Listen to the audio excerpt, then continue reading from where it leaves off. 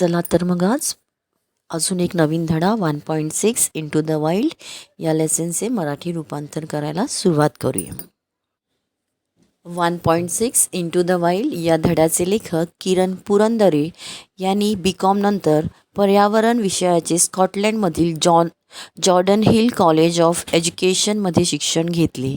त्यांना साहित्य पुरस्कार, पुण्याचे भाई माधव बागल पुरस्कार आणि सर्वोत्कृष्ट महाराष्ट्र राज्याचे सांस्कृतिक विभागातर्फे दिला जाणारा साहित्य पुरस्कार त्यांचा सखा नागझिरासाठी प्राप्त झाले आहे.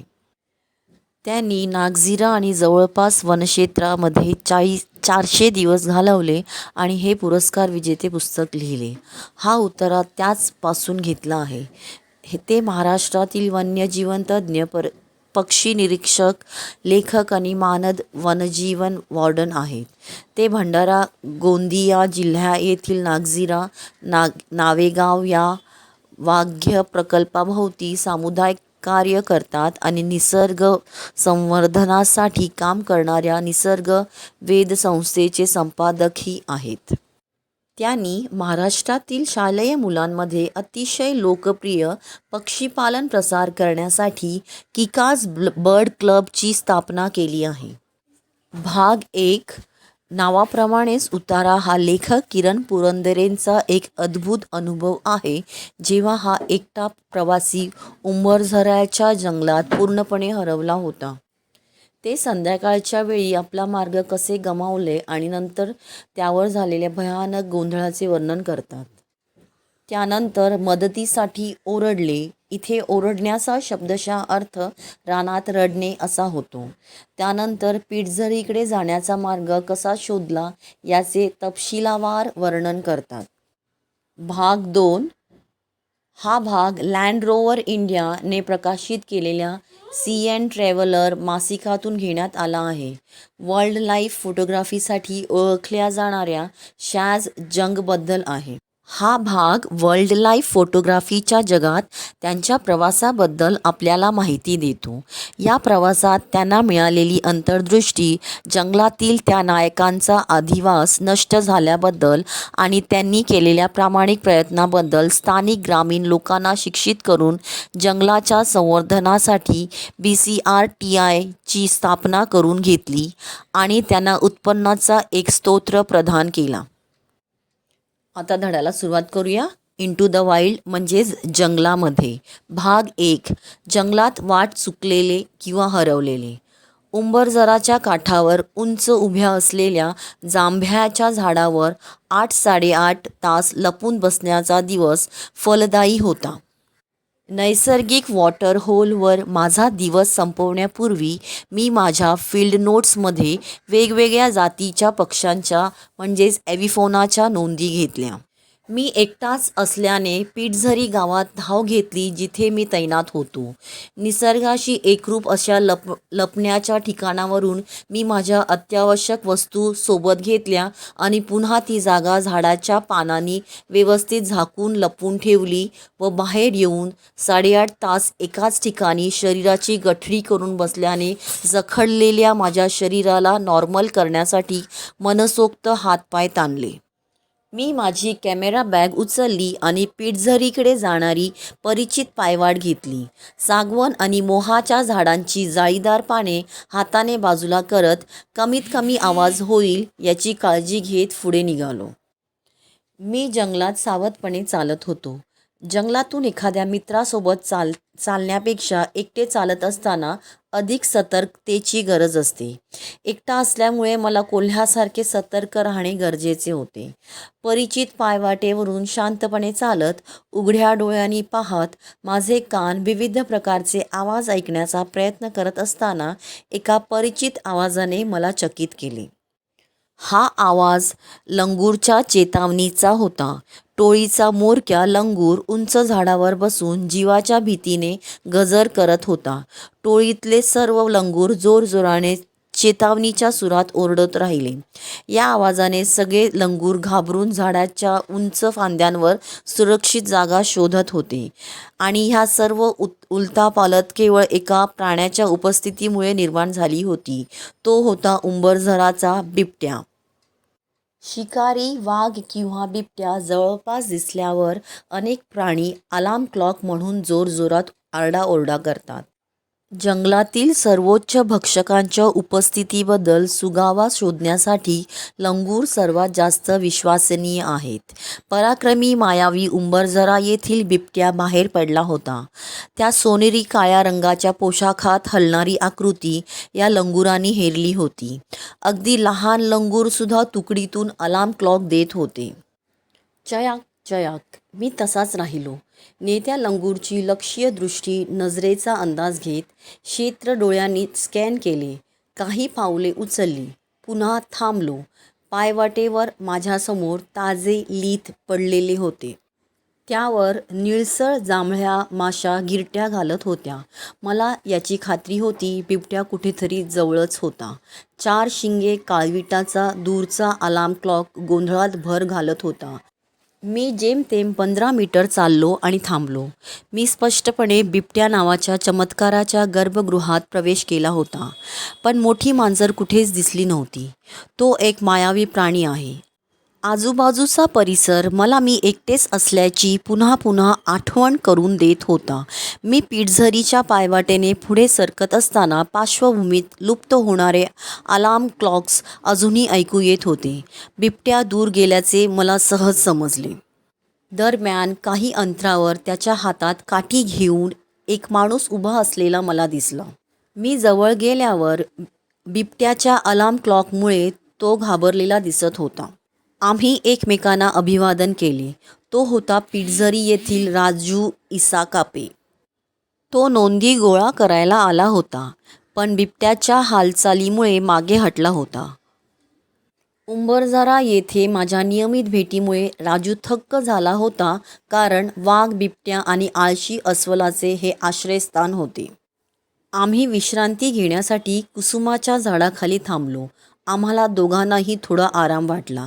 आता आम्ही 4 डोळे, 4 हात आणि 1 काठी हातात घेऊन दोघांनी पुन्हा फिरायला सुरुवात केली. एक छोटासा ट्रॅक पायवाट होता जो मुख्य भागातून फुटला होता. मी हा मार्ग घेईन, तुम्ही सरळ जा, राजू म्हणाला आणि उजवीकडे वळला. मी एक परिचित टेकडी चढेपर्यंत सरळ चालत राहिलो. वनविकास महामंडळाने चिन्हांकित करण्यासाठी सिमेंटचे खांब व दगडांनी रचलेल्या कंपाऊंडची सीमा मी पार केली. खाली उतरल्यानंतर मी दुसरी पायवाट घेतली. एक सुंदर लाल तपकिरी पानांनी बहरलेल्या महुआचे झाड ओलांडून गेलो. झाडाच्या खाली जमीन खूप स्वच्छ केलेली दिसत होती. माझ्या मनात लगेच विचार आला, मी माझा रस्ता चुकलो होतो. पुढच्याच क्षणी मला आणखीन एक अंधूक पायवाट सापडली. घाईघाईने मी ती पायवाट पकडली, जी मला एका अरुंद दरीतून मोकळ्या मैदानात घेऊन गेली होती. हा परिसर कोरड्या पानझडी उष्णकटिबंधीय जंगलाने वेढलेला होता. मी सूर्याकडे पाहण्यासाठी मागे वळलो. आता भौगोलिक पश्चिम दिशा निश्चित केली होती. धूसर पायवाट गायब झाली होती. अरे देवा, मी हरवलो होतो. पूर्णपणे या जंगलात हरवलो होतो. ते सुद्धा खूप भयंकर वेळी. सूर्य क्षणभंगूर धावपटूसारखा खाली वितळत होता. स्वतःच्याच घामाने भिजून अंतःकरणाच्या समाधानासाठी मला ओरडावेसे वाटले. पण या वाळवंटात माझा आवाज ऐकायला दुसरे कुणीच नव्हते. माझ्यासोबत 2 बॅगा होत्या. कॅमेरा असलेली शबनमची बॅग आणि दुसरी गावात टिफिन नेण्यासाठी वापरली जाणारी लहान रंगीबिरंगी हाताने बनवलेली पिशवी. टिफिनमध्ये अजून काहीतरी उरले होते, पण मला ते खावेसे वाटले नाही. फुललेले बॉक्सवूडची झाडे, कुकुल पक्ष्याचा भूप भूप आवाज, रॉबिन पक्ष्याचे गाणे हे सर्व मला परके वाटले.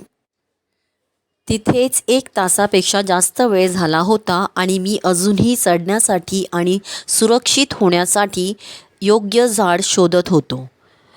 तू मागे सोडलेल्या पायवाटेकडे परत जा, माझे मन मला सांगत होते.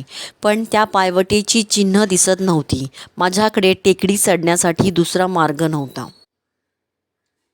माझ्यासमोर अनेक टेकड्या होत्या आणि मी ज्या टेकडीवर उभा होतो त्याच्या आजूबाजूला आणखीन टेकड्या होत्या. माझ्या पायाजवळ स्लॉथ बेअरची कोरडी विष्ठा पडली होती. उंबरझराचे आळशी अस्वल अन्नाच्या शोधात उघड्यावर आले असेल, मी स्वतःला सावध केले. सर्व प्रकारच्या घटना टाळण्याचा विचार करून ज्यावर मी चढलो होतो त्या टेकडीवरून उन्मत्त गतीने खाली पळत गेलो. पश्चिम दिशा आता माझ्या उजव्या हाताला होती. संध्याकाळची वाऱ्याची झुळूक माझ्या कुरळ्या केसांमधून उडत होती. माझे पोट दुखत होते. मी आशेने चालत राहिलो. सुमारे 50 पायऱ्यानंतर मला एक चमकदार लाल मातीची पायवाट सापडली. त्या वाटेवर मला माझे आशेचे किरण सापडले. पायवाटेवर सायकलच्या चाकांच्या खुणा दिसत होत्या. माझ्यासाठी मोठा दिलासा होता हा. जवळच एखादे गाव असावे, मी स्वतःला धीर दिला. पुन्हा आणखीन प्रश्न उभे राहिले. गाव किती लांब आहे? कुठे आहे? कोणत्या दिशेने आहे? मानवी संस्कृतीचे चिन्ह शोधण्याच्या प्रयत्नात मी आणखीन एका टेकडीवर चढलो. माझे पाय थरथरत होते. जसे मी टेकडीच्या शिखरावर पोहोचलो, मी आनंदाने उडी मारली. लाऊडस्पीकरवर लोकांच्या बोलण्याचा आवाज ऐकू येऊ लागला. पूर्ण जोमाने आवाजाकडे क्षणार्धात मी टेकडी खाली पळालो. मी अडखळलो आणि खाली पडलो. जवळच ब्लू बुल्सची विष्ठा पाहिली. संघर्ष केला, उभा राहिलो आणि कोणत्या दिशेने जायचे ते ठरवले. मानवी अस्तित्वाची चिन्हे खुणा दिसत होत्या. जंगलातून झोपलेले छोटे हिरवेगार पिठझरीचे गाव दिसत होते. राजीराम भलावी यांच्या शेतात कंदील, केशव भलावीच्या लग्नासाठी लावलेला लाऊडस्पीकर सगळे स्पष्ट दिसत होते.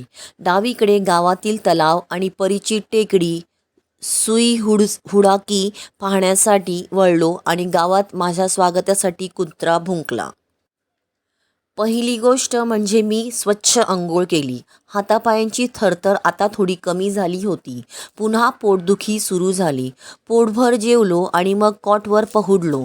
उघड्या डोळ्यांनी तारांनी आच्छादलेल्या आकाशाकडे पाहत स्वतःशीच बोललो, अजूनही एक जंगल आहे जिथे आपण हरवू शकतो. हे आमचे नशीब नाही का? भाग 2. नागरहोलच्या पॅन्थरचा मागोवा घेणे. शॅझ जंग हे वन्यजीवन छायाचित्रकार, सिनेमॅटोग्राफर, मोठी मांजर ट्रॅकर, मनुष्य प्राणी संघर्ष निराकरण साधक आणि लॉज मालक या सर्व भूमिका वठवणारे होते. जेव्हा ते नागरहोलच्या जंगलांपासून दूर, अधिकृतपणे ज्याला the Rajiv Gandhi national park म्हणतात, ते आफ्रिकेतील सफारी छायाचित्रणात प्रमुख भूमिका बजावत किंवा राजधानी शहरांमधील आर्ट गॅलरींमध्ये त्यांचे कार्य प्रदर्शित करणे आणि ज्यांना ग्रहाची संपत्ती जतन करण्यास स्वारस्य आहे त्यांच्याशी बोलण्यात स्वतःला गुंतून ठेवत असे. वित्त समर्पित करिअरचा त्याग केल्याचा प्रसंग शॅझना अगदी स्पष्ट आठवत होता. ती सूर्यास्ताची वेळ होती. आम्ही एका जंक्शनवर होतो. हरिण हाक मारत होते. ते म्हणाले, आम्ही एका आंधळ्या वळणावर गेलो, ते पुढे म्हणतात, आणि पुढे त्या मार्गावरती एक वृद्ध बिबट्या होता. त्याला पाहताच समजत होते की तो अविभाज्यतेच्या पुढे गेला होता. जंगलाने त्याला वेठीस धरले होते. त्याचे फक्त 3 दात शिल्लक होते. त्याचे डोळे झुकलेले होते. त्याच्याजवळ आणखीन एक तरुण सुंदर दिसणारा नर बिबट्या होता जो लवकरच त्याच्या प्रमुख पदावर येणार होता. एकाच वेळेला समोर भूतकाळ व वर्तमान काळ पाहण्यासारखे होते. एक लढा होणार असल्याचे स्पष्ट झाले आहे. दुर्दैवाने सूर्य मावळत होता आणि आम्हाला निघावे लागले. पण दुसऱ्या दिवशी सकाळी मी परत घटनास्थळी गेलो. उंच खडकावर तो तरुण बिबट्या बसला होता. त्याच्या चेहऱ्यावरच्या गाळातून रक्त वाहत होते. तो तिथे जणू जंगलाचा राजा असल्याप्रमाणे बसला होता. मला तेव्हाच कळले की त्याने या जंगलाचा कारभार ताब्यात घेतला होता आणि ही त्याच्यासाठी आणि माझ्यासाठी एक नवीन प्रवासाची सुरुवात होती. त्या बिबट्याची विजयी स्कारफेस छायाचित्रे शॅझने त्याला नाव दिल्याने केवळ शॅझला भारतीय वन्यजीवन समुदायामध्ये प्रसिद्धी मिळाली नाही, परंतु जंगलाचा इतिहासकार म्हणून शॅझची अपरिहार्य प्रतिष्ठा देखील निर्माण झाली होती. स्कारफेसचा फोटो काढण्याच्या माझ्या प्रवासातून मी त्याचे इतर प्रजाती, सोबती बिबट्या आणि वाघ शोधले आहेत. स्कारफेसचा मागोवा घेत असताना मी माझ्या कामाचा सध्याचा नायक साया या जगातील पहिला ब्लॅक पॅन्थर शोधला आहे. त्याचे वर्तन, त्याच्या हालचालींचा मागोवा घेऊन कॅमेऱ्यात इतक्या जवळून चित्रित करण्यात आला आहे. आतापर्यंत प्राण्यांवर सर्व संशोधन कॅमेरा ट्रॅपद्वारे करण्यात आले आहे. अनेक महिन्यांच्या परिश्रमातून शॅझने प्राण्यांच्या मिलनासह मौल्यवान फुटेज गोळा करण्यात यश आणि ब्लॅक पॅन्थरच्या जीवनाचे अविश्वसनीय लँडस्केप मिळवले आहे. साया, स्कारफेस आणि पडदस, ज्याला स्कारफेसने हरवलेला तो बिबट्या शॅझला शोधाच्या वेगळ्या मार्गावर घेऊन गेले. त्यांच्या झालेल्या घरांच्या नुकसानाबद्दल व त्यांच्याबद्दल जाणून घेतल्यानंतर शॅझला buffer conflict resolution trust of India BCRTI निर्माण करावी लागली. BCRTI ही जंगलाच्या काठावर असणारी एक एजन्सी आहे जी गावकऱ्यांना संवर्धनाचे महत्त्व शिकवत असते. आपण मनुष्य प्राणी संघर्ष क्षेत्राच्या हृदयात आहोत, शॅझ स्पष्ट करतात. येथे नागरहोलच्या आसपास विशिष्ट बफर झोन नाहीत. जंगलाचे मुख्य क्षेत्र जिथे संपते तिथून शेत सुरू होते. कोरड्या हंगामात हत्ती आणि रानडुकर शेतात घुसणे किंवा आक्रमण करणे अतिशय सामान्य गोष्ट आहे. पडस सारखा म्हातारा बिबट्या जंगलातील आपले हक्क गमावल्यामुळे गावातील गुरेढोरे घेऊन जाण्यास येतात. त्यामुळे स्थानिकांमध्ये नाराजी पसरली आहे. प्रसंगी प्राणी अप्रिय परिस्थिती निर्माण करतात. BCRTI छत्र अंतर्गत पर्यटन चलन चांगल्या कामासाठी वापरली जाते. शॅझ स्थानिकांना व्यावसायिक सुविधा गुणवत्तेवर शिक्षित करण्याच्या उद्देशाने त्यांना संवर्धन परीक्षण पुरवतात. स्थानिकांच्या आणि पर्यटकांचा फायदा होण्यास चलन मदत करते. रिसॉर्टमधील अभ्यासगतांचे त्यांच्या आवडीचे कौशल्य प्रशिक्षण वर्ग शिकवण्यासाठी स्वयंसेवक म्हणून स्वागत केले जाते. प्राप्त कौशल्याचे स्थानिकांना दूरच्या शहरात नसल्यास जिल्ह्यातील कोणत्याही असंख्य वन्यजीवन रिसॉर्ट्समध्ये रोजगार शोधण्यास सक्षम करतात. माडेगौडा हे BCRTIमध्ये प्रशिक्षित असेच एक स्थानिक शेतकरी आहेत आणि आता ते द बायसनद्वारा प्रमाणित निसर्गशास्त्रज्ञ म्हणून कार्यरत आहेत. पूर्वी अशा प्राण्यांच्या हल्ल्यांमुळे मी हंगामातील ऊसाच्या उत्पादनापैकी जवळजवळ 80% गमावले आहेत. मी त्यांचा द्वेष करायचो, पण आता मी या प्राण्यांचे महत्त्व आणि त्यांचे संरक्षण करण्याचे मूल्य शिकलो आहे, ते म्हणतात. मी 35 वर्षांपासून ही जंगले ओळखतो. प्राणी कुठे असतात मला चांगले माहीत आहे आणि मला हेही समजले आहे की अभ्यासगतांचे मार्गदर्शन करून मी त्यांच्याकडून पैसे घेऊ शकतो आणि अशा प्रकारे प्राणी मला पैशांची परतफेड करत आहेत. जंगलांनी मला अनेक गोष्टी शिकवल्या आहेत. उदाहरणार्थ, ऐकणे ही दृष्टीपेक्षा एक अर्थे महत्त्वाची गोष्ट आहे. तुम्हाला तुमचे वाहन बंद करावे लागेल, बसून ऐकावे लागेल. जंगल पक्ष्यांच्या आणि प्राण्यांच्या आवाजातून सतत संवाद साधत असतो. तो स्पष्ट करतो. प्राण्यांचे मागोवा घेणे देखील तुम्हाला जीवनाचे धडे शिकवते. ब्लॅक पॅन्थरने मला शिकवले आहे संयम, परंतु सर्वात महत्त्वाचे म्हणजे त्याने मला कधीही शोधणे थांबवू नये असे शिकवले आहे. असेच अनेक आश्चर्यकारक अनुभव शिकण्यासाठी आणि जगासोबत शेअर करण्यासाठी आहेत. सो स्टुडंट्स, यासोबत आपला हा आणखीन एक धडा इंटू द वाईल्ड इथे संपत आहे. थँक्यू.